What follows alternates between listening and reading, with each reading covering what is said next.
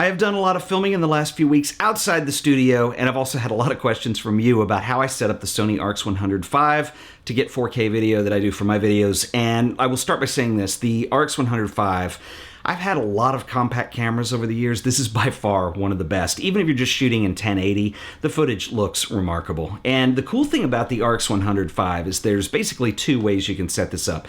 You can turn it on, put it in video mode, and just shoot, and it will look great. Or you can play with the picture profiles, which is kind of the secret that I do in here.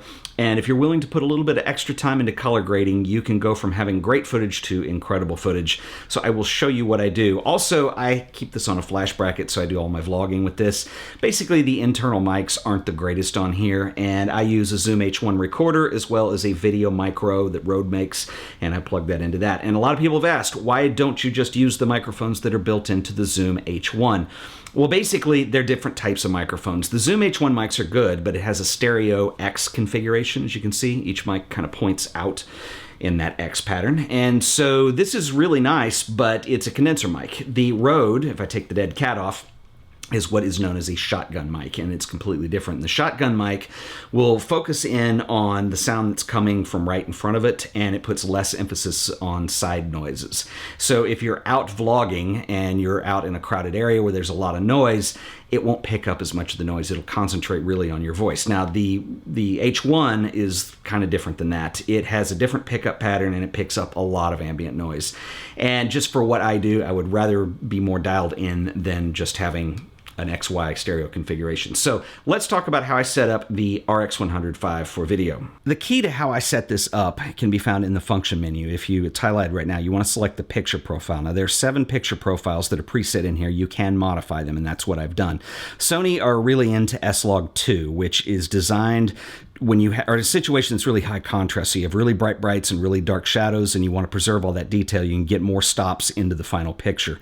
If you're not shooting in high contrast situations, for me at least, I find S-Log2 a little more challenging to work with. I've had banding issues, and a lot of that has to do, I'm assuming, with the 8-bit color space. It's not a 10-bit color space, and so that could have something to do with it. But anyway, if you scroll over in any of these, like for instance in this preset 2, I can change my configuration. So the keys here are your gamma, and I changed this to Cine 2. I don't use S-Log. And then down here under color mode, I'm using 709 matrix. And so basically Rec 709 is a standardized video color space, and it's just easier to work with in post-production for me. And the other thing that I would recommend you do is go all the way down under detail, and you want to set this to 0 for the level. And basically this is how Sony is going to sharpen the picture. And I think that this camera over sharpens, and I'd rather not sharpen in camera. I would rather have control of that in post. It's very difficult when something is over sharpened to bring it back. It just doesn't work. So turn that down to 0.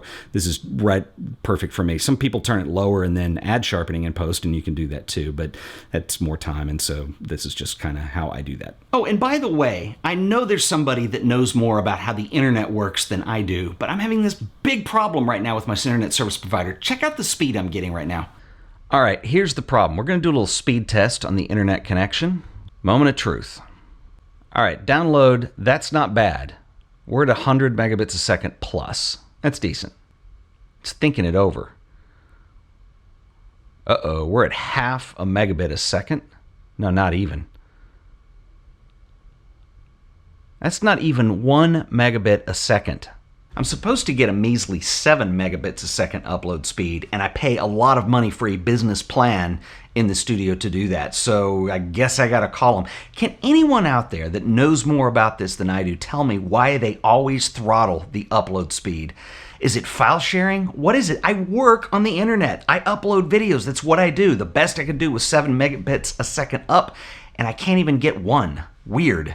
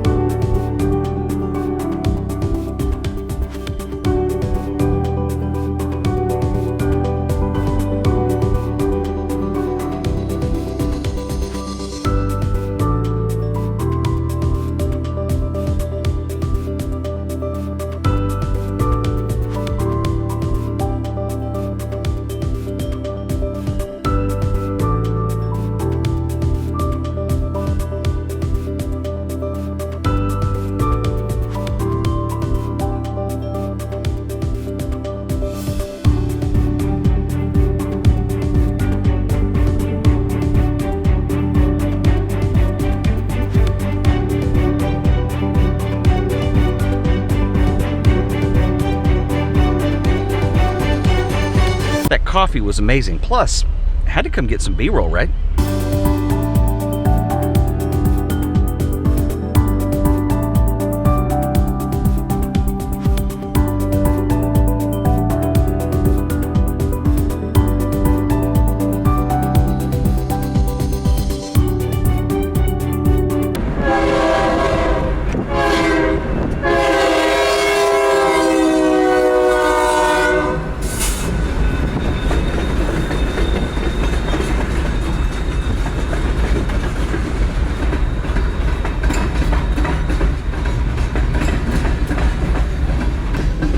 No top on the car, waiting for this train is hot.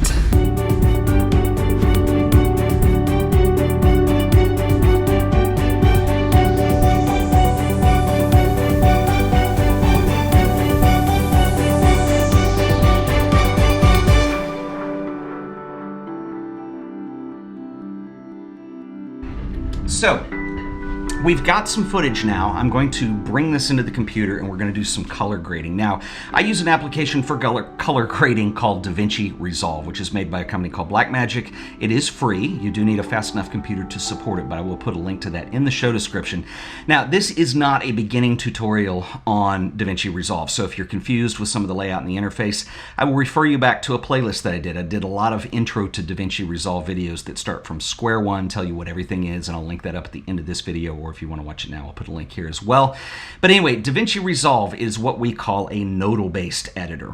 Now, in Photoshop, you work in layers. And if you're familiar with Photoshop, you know that anything you do to a layer affects the layers underneath. So if you do a levels adjustment layer or curves adjustment or something like that, it will affect things that are underneath it. Now, nodes are very different. Nodes work side by side, so you can do something to one node and reverse it in another even, and it doesn't necessarily destruct or affect the overall image. And so you get a lot of power out of a nodal-based editor, and that's the cool part of Davinci Resolve.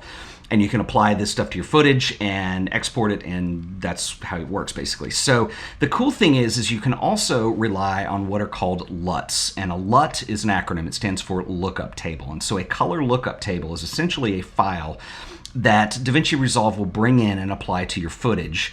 And essentially, this allows you to get different looks and save them and then recall them later. Now, a lot of people get really into the whole look-based thing. And I want to say this about LUTs. There is no magic bullet LUT. There are LUTs that you get comfortable with, that you get familiar with, and you like to use, but I've always found that there's so many factors that go into an image, just like a Lightroom preset. You wouldn't just say one preset can always apply. Generally, there's some further adjustment that you have to do. Having said that, it is worth it to start using a few LUTs and get very comfortable and understand the look they're going to give you. It's kind of like film developers. When I started developing my own black and white film, and I went kind of crazy when I got into that, and I had all these developers, and I never really learned for a long time what each one of them was capable of doing because I did not have any limits on myself. I would use a bunch of them. And so I think LUTs are the same thing, and I do have 2, maybe 3 that I work with pretty consistently, and that certainly helps things too. So let's go into Davinci Resolve here. We are going to apply a color grade to this clip. And so this is a clip of the iced coffee sitting on the table. And so if I right click on this first node here, and what we're going to do is say apply a LUT. So we're going to do 3D LUT. If you go down to this film looks folder, these should all be on everybody's copy of Davinci Resolve because they come with the software. So I'll pick like one of these Kodak LUTs, and this is for Rec 709, which is the color space we're using on the RX100 V. And so I'll select that, and you see, boom, it gives you an intense film-like look. Now, this is very popular. A lot of people like to use these film looks. The ones that come with Davinci are very heavy-handed. Now, there are ways around this. If I create a second node, and I can say, wow, those blacks are seriously crushed. So let's lift my blacks a little bit, and then bring down my highlights, maybe raise the mids, make it a little less contrasty.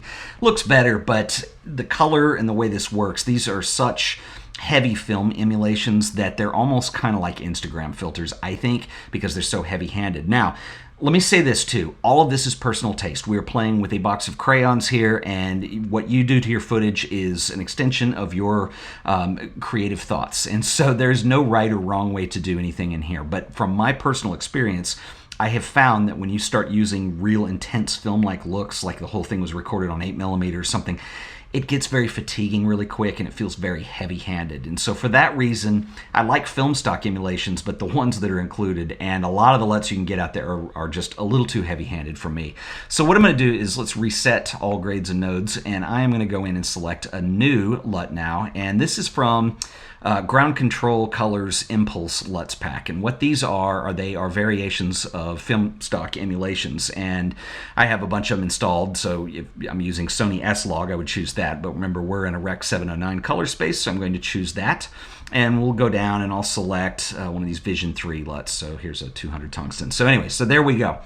And that is a lot less heavy-handed. Now, here's the other thing, is this is a LUT that I use quite a bit. And so I kind of understand what the LUT does, and I understand what some of the characteristics are. So I'm going to go ahead and edit this a little bit. First of all, it's a little flat still, but there's some other things too. In terms of color, this particular Kodak Vision LUT puts kind of a purple hue to some of the shadows. So what I'm going to do is go down to the shadows under Lift, and I'm going to pull this the opposite way on the color wheel and just make those a little less purple. And then the other thing I like about this LUT is then I can also adjust the highlights. And so if I want warmer highlights, I will move this towards yellow. You do this with any LUT, but it just is less dramatic on this one, and it really has a nice look to it. Or if I want to cool down the footage, I would move that towards the blue end of things, and you can see the difference. I'm going to warm this one up a little bit, and then the other thing I'm going to do is go ahead and drop my shadows a little bit and my midtones, and we'll give this a little more drama and flair. So now we have, I'll give you a before and after. This is the after. This is with all my adjustments applied. Here's before, here's after. So I had a lot of image to work with that may be, again, you can tell it's a little too intense with the yellow highlights, so I'll pull that back just a little bit. But anyway, it's starting to look pretty good, and it's starting to be something that's usable. It's maybe still a little heavy-handed. But anyway, this is what you want to work with when you go in here and you do this. And I think with experience, you begin to piece this together better, and after a while you can kind of tell what's going to be too much on something or what's not going to be enough. And so that's kind of part of the experience of understanding how to work with LUTs. So the next step with all this would be to cut and paste this grade across all of my clips from the same scene, and then just like you would do with still images, you want to go back through and check for consistency. There's so many variables that, you know, applying any kind of preset or even when you've done tweaks on it across a bunch of images, that can happen. Exposure changes, the highlights are brighter in one than another, and so you want to go check for all that consistency, because that is one of the biggest issues, probably more important than still photos, because in video people are watching everything in a sequence, and so it's really important. And so anyway, that's more or less my workflow using the Sony RX100 V, which I have really come to love. It is one of my favorite cameras ever made, particularly for video. And I know there's some severe limitations. For instance, 5 minutes or so and it starts to overheat when you're shooting in 4K. 1080 is fine, but honestly, when I'm doing vlog footage and what I use this camera for, which is not studio, I'm not doing long takes or long clips, so it's really not that big of a deal for me, and I've found that it hasn't been an issue at all, really. And I'm just really happy with what Sony have done with this camera. I think it's amazing, and it allows me to have something that's very small and very portable that I can go work with.